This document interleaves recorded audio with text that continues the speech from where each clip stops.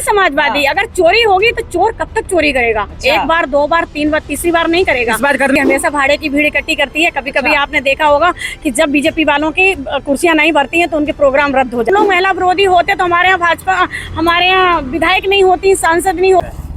नमस्कार दोस्तों, उत्तर प्रदेश में 2027 के चुनाव को लेकर के सभी पार्टियों ने कमर कस ली है। एक तरफ अखिलेश यादव है, दूसरी तरफ योगी आदित्यनाथ है। इसी बीच आपने देखा होगा महिला आरक्षण बिल जो होता है वो संसद में जब बीजेपी की तरफ से या फिर एनडीए अलायंस की तरफ से पास किया जाता है तो विपक्ष उसका विरोध करता है, जिसके बदले में वो बिल गिर जाता है। और अब उत्तर प्रदेश में आज आपको बता दें, राजधानी लखनऊ में सीएम योगी आदित्यनाथ ने रोड शो किया और उस रोड शो में हजारों की संख्या में महिलाएं देखने को मिलती हैं। और उस रोड शो में ये भी कहा जाता है कि जो समाजवादी पार्टी और जो कांग्रेस है ये महिला विरोधी है। पूरे मुद्दे पर बातचीत करने के लिए हमारे साथ में इस वक्त सपा की शेरनी हैं संध्या यादव जी, सपा नेत्री। इनसे हम बातचीत करेंगे और क्या कुछ कहेंगे महिलाओं के ऊपर, इनसे बातचीत करेंगे। मैम, क्यों इतना ज्यादा विरोध कर रहे हैं आप लोग महिलाओं का?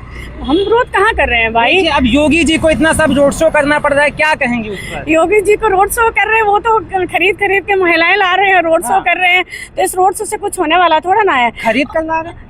अरे आप देखिए, आपने देखा होगा, मैंने तो देखा है अपनी आंखों से कि उसमें छोटी छोटी बच्चियां हैं, स्कूल की बच्चियां, जिनको कुछ पता ही नहीं है कि हम आए कहाँ हैं। उनको लग रहा है कि हम लखनऊ में घूमने आए, 200 रुपए 400 रुपए मिल जाएंगे और हम लखनऊ में घूम भी लेंगे। अच्छा। हमने देखा है अपनी आंखों से कि एक पत्रकार महोदय उनको सवाल पूछ रहे थे कि आप यहाँ किस उससे आए हैं, तो वो पता है, वो महिला बता रही मुझे पता ही नहीं, मुझे पता ही नहीं है, मुद्दा क्या है मुझे पता ही नहीं है, मुझे तो लाया गया है, मुझे तो लाया गया है, तो खरीद के लेके आए हैं। तो ये जी, इसका मतलब जो भाड़े की भीड़ कही जाती है बीजेपी उसे बुला रही है। बीजेपी हमेशा भाड़े की भीड़ इकट्ठी करती है। कभी कभी आपने देखा होगा कि जब बीजेपी वालों की कुर्सियां नहीं भरती हैं तो उनके प्रोग्राम रद्द हो जाते हैं। तो ऐसे ही आज जो हमने देखा है कि जितनी महिलाएं थी, महिलाएं करी हम तो एक संगठन से हैं, मुझे तो लाया गया है। तो बताइए, संगठन वाली महिलाएं जो कोई अपना संगठन चला रही हैं, अलग अलग नॉन पॉलिटिकल, तो आप उनको महिलाओं को लेके आए, तो ये महिला विरोधी हम लोग कहाँ हैं भाई? आप बताइए, अगर हम लोग महिला विरोधी होते तो हमारे यहाँ भाजपा, हमारे यहाँ विधायक नहीं होती, सांसद नहीं होती।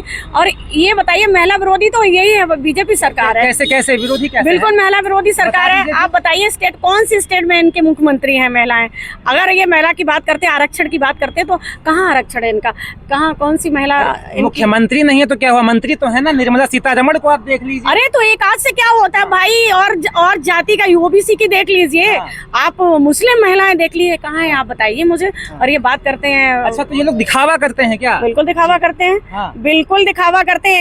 इनके झूठ बोलना, इनके प्रोपेगेंडे करना, इनके पास और कोई काम ही नहीं। चुनाव हो रहे हैं ना, ये चोरी करें तो एक अलग बात है, अगर चोरी नहीं किया ना तो ये देख लेना जनता इनको मुंह तोड़ जवाब देगी। समाजवादियों को डर है कि एक बार फिर से चोरी हो सकती है?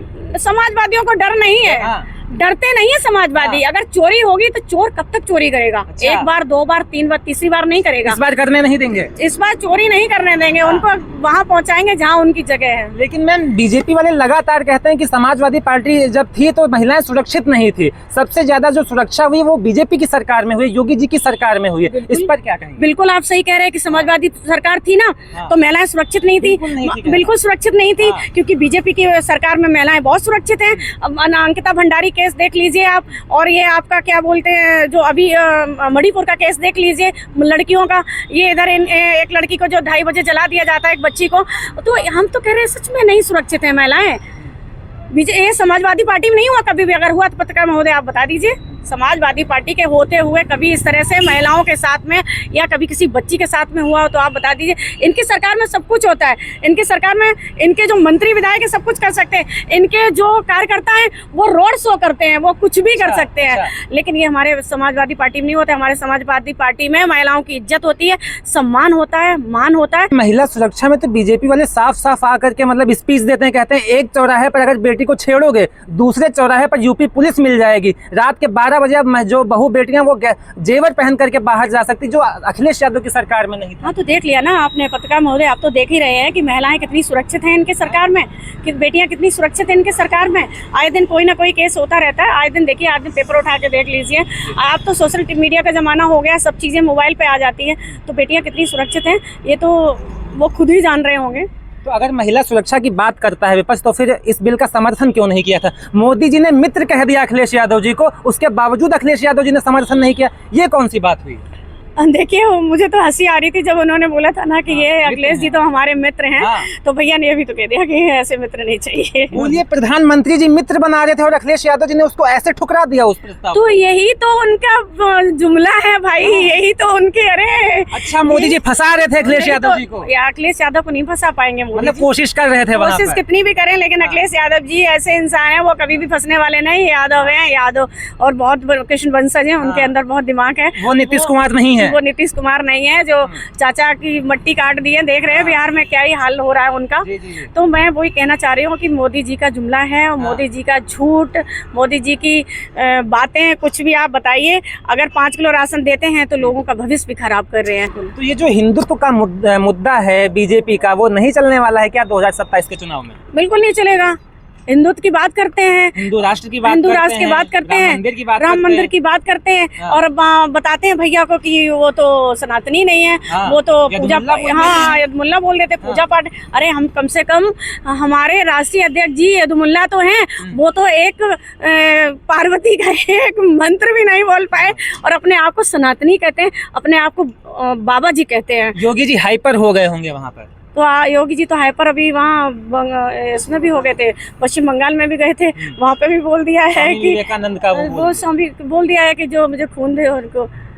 गजब। मैं सोचती हूँ कि सिक्स सेंस देखिए उनका।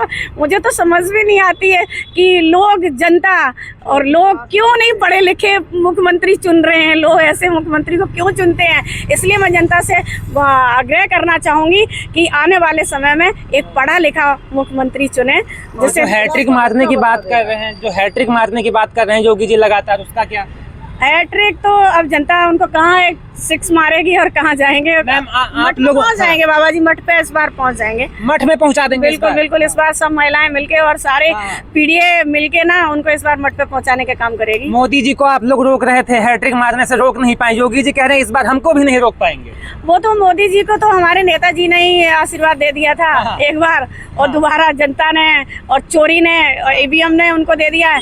तो कब तक चोरी भी नहीं अब कर पाएंगे, क्योंकि इतनी जनता जागरूक हो गई कि अब चोरी नहीं कर पाएंगे वो।